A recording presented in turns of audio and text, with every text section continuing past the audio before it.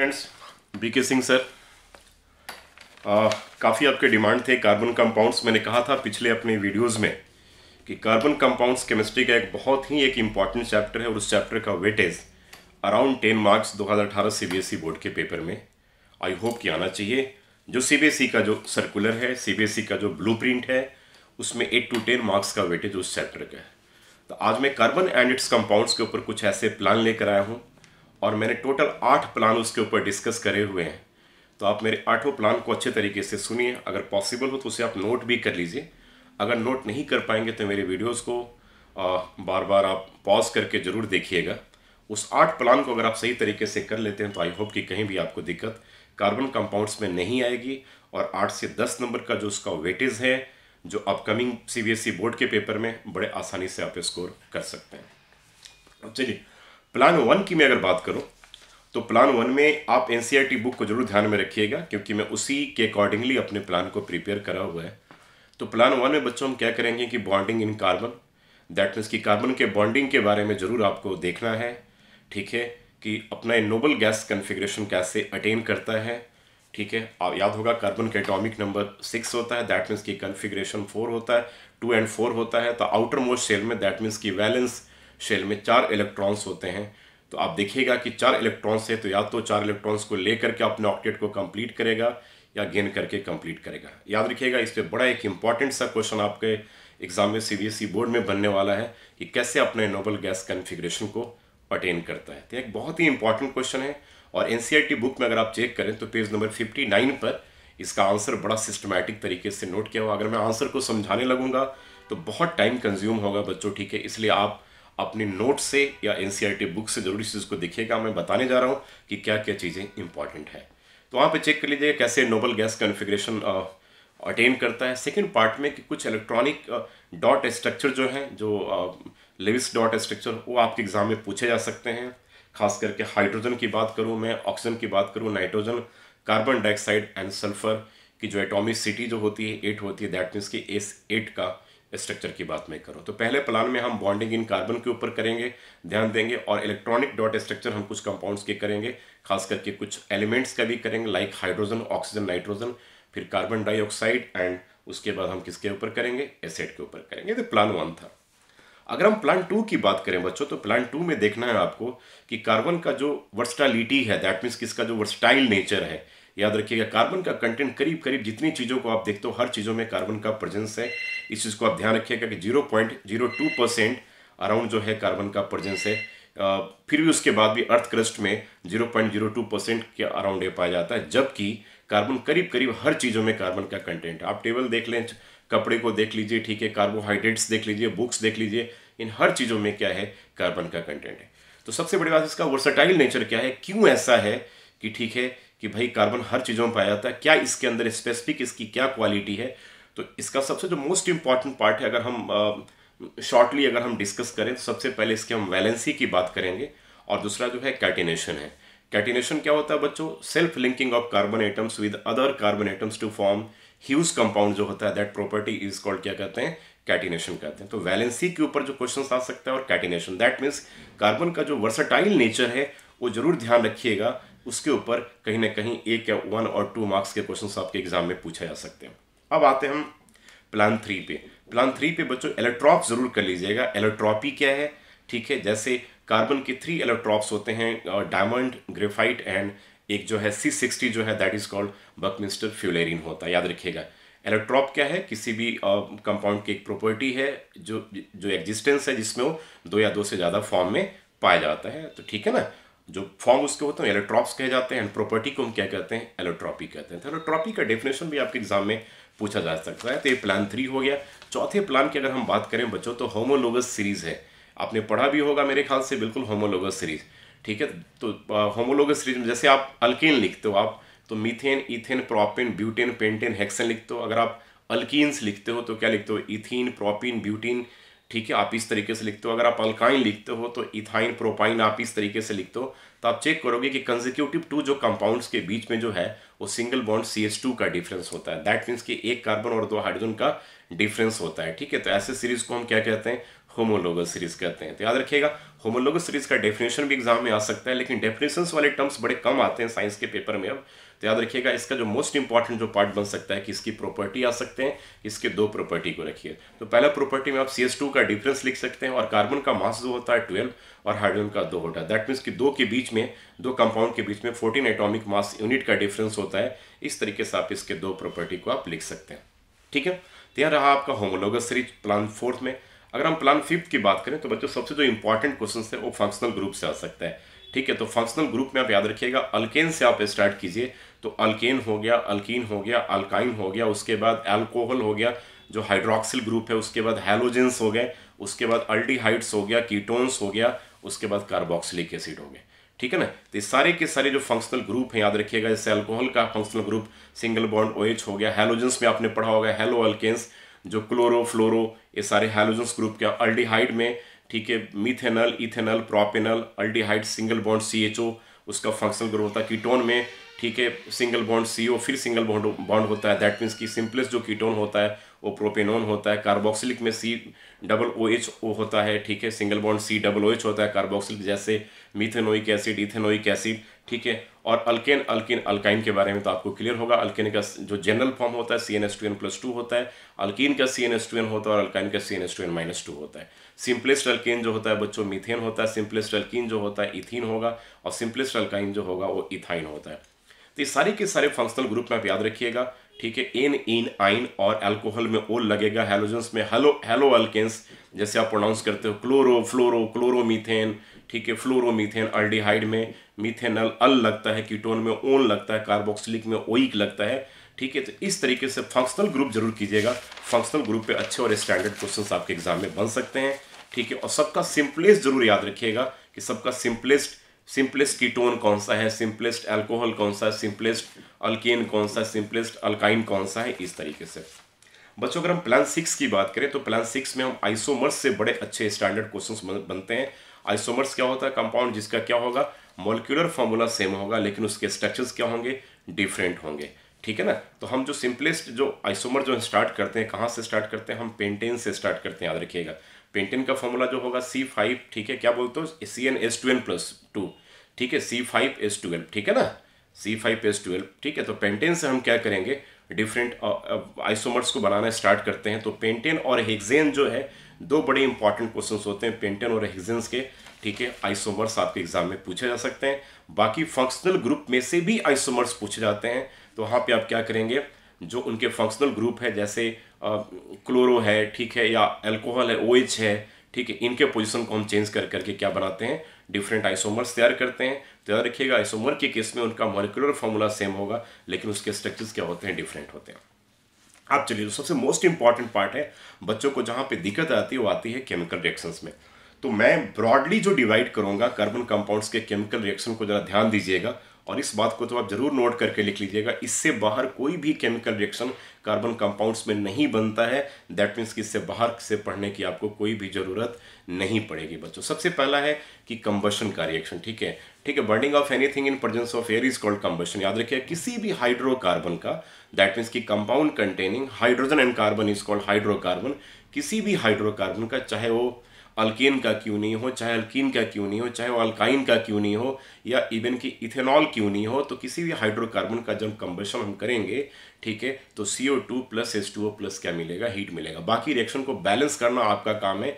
अगर मान लीजिए कहता है कि C2H2+ अगर हम क्या करते हैं, अगर उसका कंबशन करते हैं, that means in the presence of air, तो +O2 अगर हम करेंगे तो जो कंपाउंड जो हमें मिलेगा, जो हमें प्रोडक्ट मिलेगा CO2 + H2O+ क्या मिलेगा, हीट मिलेगा। तो एक कंबशन तो सेम आप रट जाइए कि कार्बन डाइऑक्साइड + वाटर + हीट, ठीक है, एक कंबशन होगा अगर हम हाइड्रोकार्बन का कंबशन रिएक्शन करेंगे तो, राइट। अब हम अगले सेक्शन में आते हैं ऑक्सीडेशन। दैट मीन्स कि कंट्रोल्ड कंबशन को ही हम क्या कहते हैं, ऑक्सीडेशन कहते हैं। तो ऑक्सीडेशन के लिए हम, ठीक याद रखिएगा, अल्कलाइन KMnO4 दैट मीन्स कि पोटेशियम पर मैग्नेट, या पोटेशियम डाइक्रोमेट दैट मीन्स कि K2Cr2O7 जो है हम कैटलिस्ट यूज करते हैं। तो याद रखिएगा बच्चों ऑक्सीडेशन एक बहुत ही इंपॉर्टेंट आपके एग्जाम के लिए रिएक्शन है। तो आपको याद करने का तरीका है कि अगर मान लीजिए कि अगर आपने सेकेंड नंबर का अल्कोहल लिया, सेकेंड नंबर का अल्कोहल क्या होगा, मिथेनॉल के बाद इथेनॉल आता है। तो इथेनॉल के ऑक्सीडेशन के बाद जो कंपाउंड मिलेगा वो हमें मिलेगा इथेनोइक एसिड मिलेगा। दैट मीन्स कि अल्कोहल से कार्बोक्सिलिक एसिड बनाने का जो प्रोसेस है ऑक्सीडेशन है, ठीक है, जो कंट्रोल्ड कंबशन के केस में करते हैं वहाँ पर हम कैटलिस्ट यूज करते हैं अल्कलाइन KMnO4 या potassium dichromate that is K2Cr2O7। That means कि इथेनॉल क्या लिया, C2H5OH लिया और उसके ऑक्सीडेशन पे क्या बनेगा, आपको इथेनोइक एसिड मिलेगा, दैट मीन्स कि CH3COOH मिलेगा। तो आप ऐसे रटेंगे आप उसको, ठीक है, इथेनॉल से इथेनोइक, ठीक है, प्रोपेनॉल से प्रोपेनोइक, लेकिन प्रोपेनॉल से प्रोपेनोइक नहीं आएगा। यही रिएक्शन यूजुअली बार बार पूछा जाता है कि इथेनॉल से हम इथेनोइक कैसे बनाएंगे। तो ये क्या है, ऑक्सीडेशन रिएक्शन का पार्ट है और यहाँ पे कैटलिस्ट लिखना बिल्कुल नहीं भूलिएगा।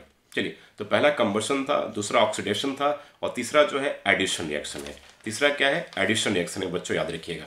एडिशन जो रिएक्शन होता है, याद रखिएगा, हमेशा अनसेचुरेटेड हाइड्रोकार्बन के केस में होता है, चाहे वो अल्काइन हो चाहे वो क्या हो, अल्कीन हो, याद रखिएगा। तो अगर हम मान लीजिए कि अल्काइन हो चाहे अल्कीन हो, ठीक है ना, जैसे आपने C2H2 ले लिया, ये क्या इथाइन है, तो इथाइन का रिएक्शन अगर हम हाइड्रोजन के साथ हम करेंगे, किसके साथ, H2 के साथ करेंगे और इन द प्रेजेंस ऑफ निकल कैटलिस्ट, यहाँ पे याद रखिएगा, तो जो हमें कंपाउंड मिलेगा C2H4 मिलेगा। दैट मीन्स कि इथाइन से हमें क्या मिला, इथीन मिला। अब इथीन का अगर फिर से फर्दर आप क्या करेंगे, एडिशन रिएक्शन करवाएंगे, दैट मीन्स कि H2 के साथ। इस रिएक्शन को हम हाइड्रोजिनेशन रिएक्शन भी कहते हैं और इसका एप्लीकेशन भी आता है जो वेजिटेबल ऑयल वगैरह में इसका हम यूज करते हैं, याद रखिएगा। तो क्या बोला मैंने कि आप पहले अल्काइन ले लें, दैट मीन्स कि C2H2 ले लें, उसका अगर H2 के साथ रिएक्शन करेंगे इन द प्रेजेंस ऑफ निकल कैटलिस्ट, जो कंपाउंड जो मिलेगा वो क्या मिलेगा आपको, C2H4 मिलेगा। उसे हम क्या कहते हैं, इथीन कहते हैं। फिर इथीन का जो रिएक्शन आप क्या करेंगे, H2 के साथ करेंगे, फिर अगेन आप कैटलिस्ट जो यूज करेंगे वो निकल कैटलिस्ट यूज करेंगे, तो उस केस में क्या मिलेगा, C2H6 मिलेगा। तो अगर ऐसा कोई क्वेश्चन कन्वर्जन में आ जाए कि आप अल्काइन से अल्केन कैसे बनाएंगे, तो अल्काइन से अल्केन बनाने का जो रिएक्शन है उस रिएक्शन को हम क्या कहेंगे, एडिशन रिएक्शन बोलेंगे और यहाँ पे कैटलिस्ट जो यूज करेंगे वो क्या होगा, निकल कैटलिस्ट होगा। तो एक तो ऑक्सीडेशन बहुत ही इंपॉर्टेंट है और सेकंड जो रिएक्शन है एडिशन रिएक्शन बहुत ही इंपॉर्टेंट है। अब आता है फोर्थ पार्ट में सब्सटीट्यूशन रिएक्शन बच्चों। तो सब्सटीट्यूशन रिएक्शन याद रखिएगा वो प्रेजेंस ऑफ सनलाइट के प्रेजेंस में होता है और वो जो होगा वो याद रखिएगा सेचुरेटेड में, ठीक है, सेचुरेटेड हाइड्रोकार्बन के साथ होगा, दैट मीन्स कि अल्केन्स के साथ होगा। तो मीथेन का याद रखिएगा, मीथेन का जब हम क्लोरीन के साथ रिएक्शन करवाएंगे in the presence of sunlight तो हमें क्या मिलेगा, CH3Cl मिथाइल क्लोराइड मिलता है और हाइड्रोजन क्लोराइड मिलता है, HCl मिलता है। ये आपका रिएक्शन जो हो गया सब्स्टिट्यूशन अभी तक का सबसे जो इंपॉर्टेंट रिएक्शन में था, याद रखिएगा। ऑक्सीडेशन रट जाइए बिल्कुल, एडिशन भी बिल्कुल रट जाइए, एडिशन का एप्लीकेशन भी आपके एग्जाम में पूछा जा सकता है। अब आता है बच्चों किसी भी इथेनॉल का, मान लीजिए 4 रिएक्शन तो हो गया। अब मैं कहता हूँ किसी भी इथेनॉल का अगर हम मेटल के साथ रिएक्शन करते हैं, जैसे C2H5OH का रिएक्शन अगर हमने Na के साथ कर लिया तो C2H5OH है, उस H से आप निकाल करके हाइड्रोजन बना दो और जैसे वहां से अपने H हटा लिया, C2H5OH से अपने H हटाया तो उस H के जगह पे क्या डाल दो, Na को डाल दो, सोडियम को डाल दो। तो C2H5OH प्लस Na का अगर आप रिएक्शन करोगे तो ये बनेगा C2H5ONa प्लस क्या बनेगा, हाइड्रोजन बनेगा। तो C2H5ONa को हम क्या बोलेंगे, सोडियम इथॉक्साइड बोलेंगे। दैट मीन्स कि अल्कोहल का रिएक्शन किसके साथ, मेटल के साथ। तो सोडियम के साथ जब हम रिएक्शन करेंगे तो हाइड्रोजन गैस लिबरेट होगा यहाँ पर और जो कंपाउंड, जो मेन कंपाउंड फॉर्म होगा वो क्या होगा, सोडियम इथॉक्साइड का फॉर्मेशन होगा। अब एक बहुत ही हम इंपॉर्टेंट रिएक्शन पे आते हैं बच्चों, जरा ध्यान दीजिएगा।